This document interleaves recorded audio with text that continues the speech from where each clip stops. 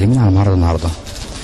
معرض النهارده احنا مبادرة فنية مصرية، مبادرة اتعملت مع ثورة 25 يناير. المعرض النهارده ده عن ثورة 25 يناير، توثيق الأحداث اللي حصلت الأخرانية في الثورة وما بعد الثورة. حوالي 500 عمل فني اتنقل من كذا مكان. ده يعتبر خامس معرض لينا إن شاء الله بنفس الاسم عن ثورة 25 يناير. المبدعة حنان محي.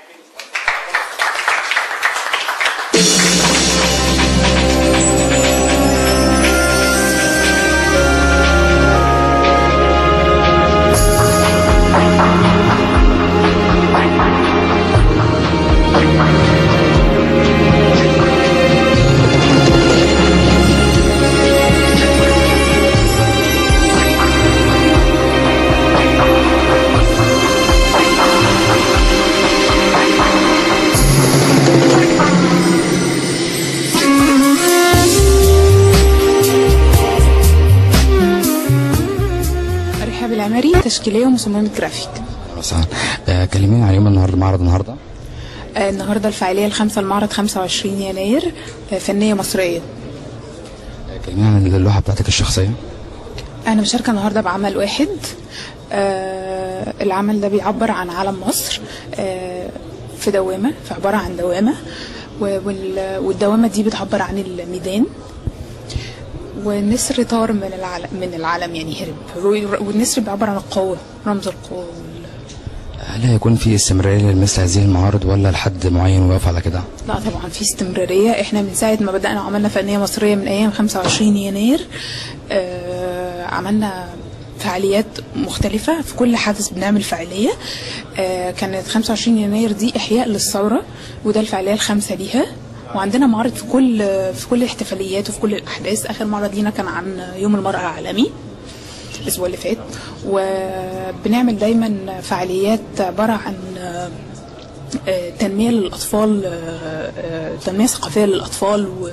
في مستشفى يعني كان لنا فعاليات في مستشفى 57 وفي دور الأيتام وفي تحدي الإعاقة، لان احنا عندنا يعني هدف اساسي من ضمن اهداف فنيه مصريه هو بيركز على الطفل. استاذه رحاب العمري.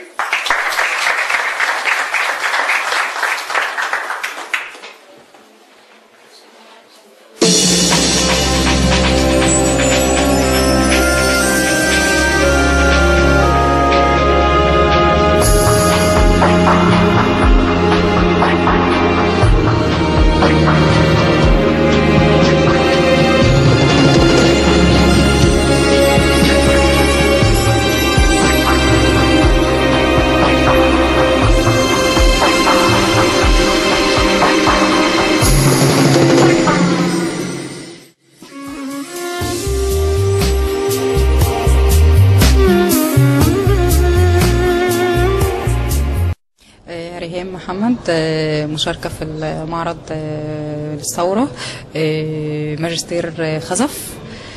هو أول اشتراك ليا معاهم في الرابطة، بس قبل كده برضو اشتركت في معرض تاني كان في اسكندرية برضو مع محمود سعيد، كان برضو بيتكلم عن الثورة. فكرة لوحتك الخاصة بك انت؟ بص، هي الفكرة بتاعت اللوحة كلها يعني بتتضمن في ان ايه، ان احنا كنا عايشين في كبت طول ال30 سنة اللي فاتوا دولت، كنا عايشين في حاجة كده مقفولة علينا. بس في وقت الثورة طبعا حصل انفجار للكبت اللي احنا فيه ده. فانا صورت الكبت اللي احنا فيه ده على شكل بيضة، وخارج منها واحد اللي هو الثوار بقى والثورة اللي حصلت بس، ونازل من البيضة. يعني كانت لحظة ولادة جنين، فنازل من البيضة زي المية اللي بتنزل من الأم في لحظة الولادة.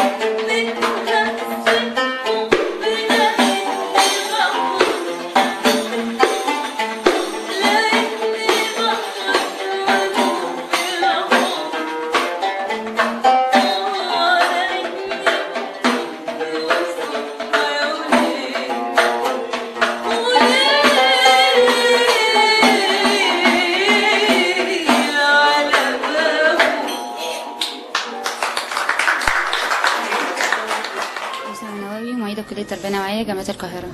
وسام كلميني عن اللوحه بتاعتك يا وسام. اللوحه بتاعتي بتحكي يوم 11/2 يوم تحقيق ثوره نجاح ثوره 25 يناير. رسمت فيها مبارك وهو بيتحرق، ورسمت فيها الشعب وهو في انتصار ورفع العلم المصري على تحقيق الانتصار مطالب ثوره 25 يناير. ايه رايك في المبادره بتاعت النهارده يا وسام؟ أنا حقيقي من ضمن مؤسسين مبادرة فنية مصرية، وإحنا من ساعة 25 يناير وإحنا بنقوم بأنشطة كتير فنية. يعني على مدار سنة بنقوم بأنشطة كتير جدا، معارض فنية، سواء مشاركة في دار أيتام، جداريات، الفني ميدان. فإحنا مستمرين دايما في توثيق أحداث اللي بتحصل في مصر، سواء أحداث سياسية أو أي أحداث أخرى يعني بتمر بها البلد. الأستاذة المبدعة دائما أيضا الأستاذة وسام النواوي.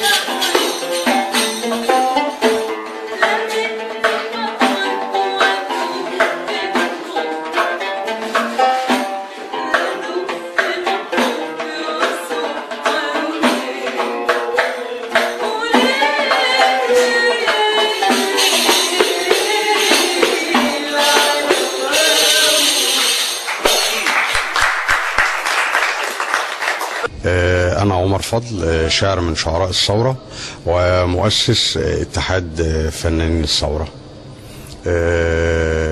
هتكلم عن الاتحاد أو وجودي كشاعر من شعراء الثورة داخل ميدان التحرير.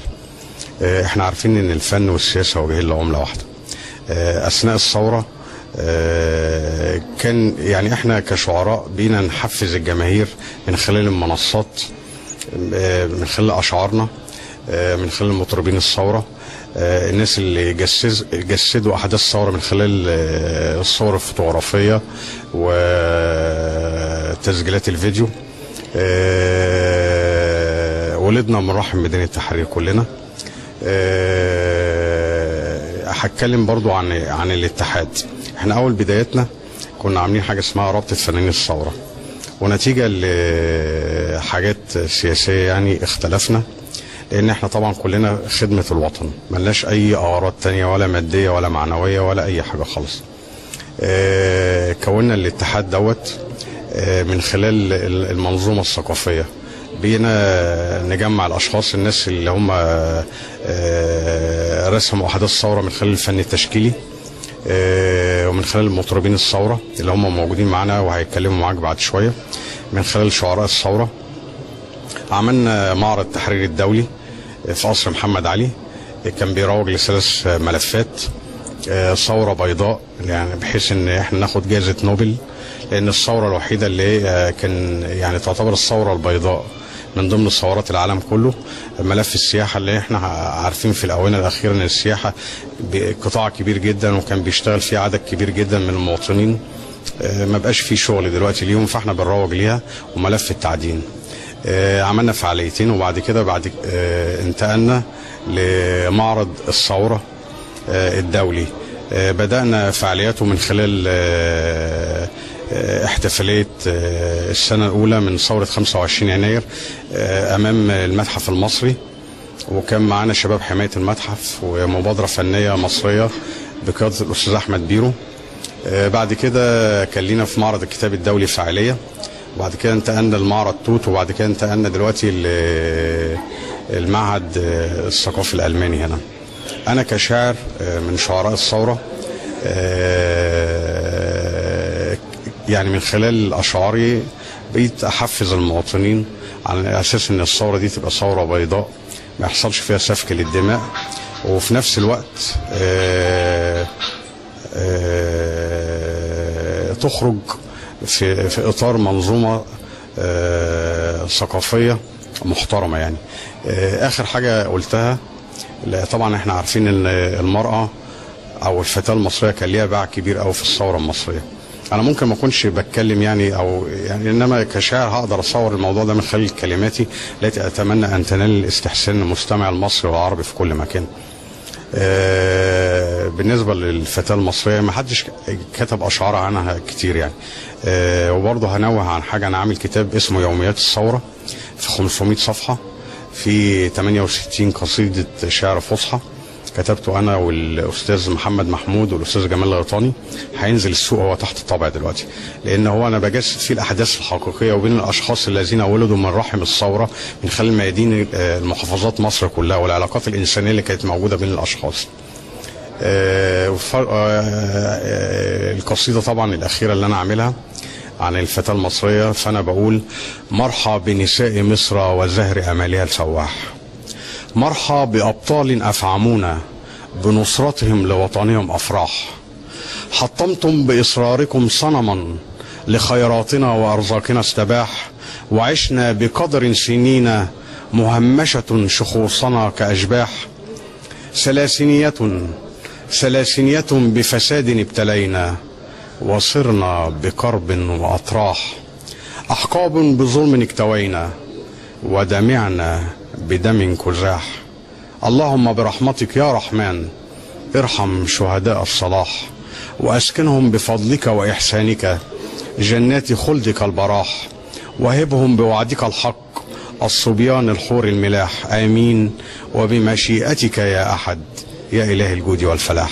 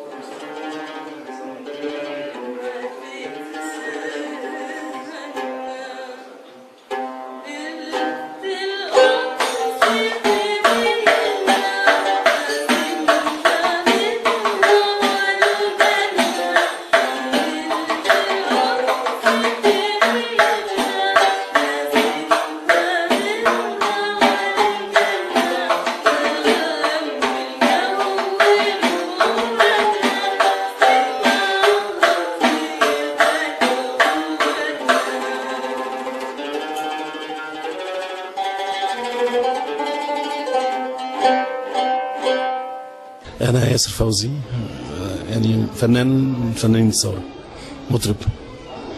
استاذ ياسر، حضرتك ممكن تكلمنا عن المبادره بتاعت النهارده؟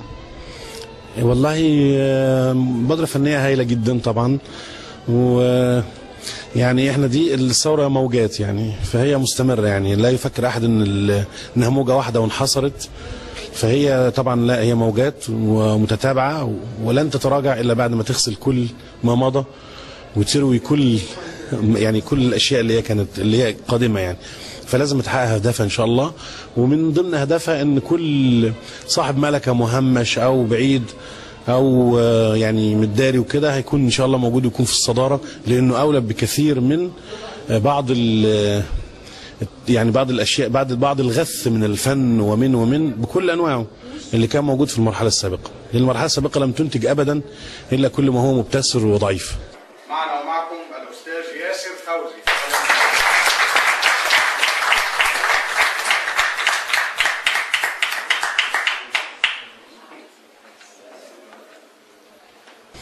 اسلمي يا مصر إنني الفدا، ذي يدي إن مدت الدنيا يدا، أبدا لن تستكيني أبدا، إنني أرجو مع اليوم غدا، ومعي قلبي وعزمي للجهاد، ولقلبي أنت بعد الدين دين، لك يا مصر السلام وسلاما يا بلادي، إن رمى دهر سهام أتقيها بفؤادي، واسلمي في كل حين. أنا مصري بناني من بنى هرم الدهر الذي أعيا الفنا، وقفة الأهرام فيما بيننا، لصروف الدهر وقفتي أنا، في دفاعي وجهادي للبلاد، لا أميل لا أمل لا ألين، لك يا مصر السلام وسلاما يا بلادي، إن رمى دهر سيام أتقيها بفؤادي، واسلمي في كل حين.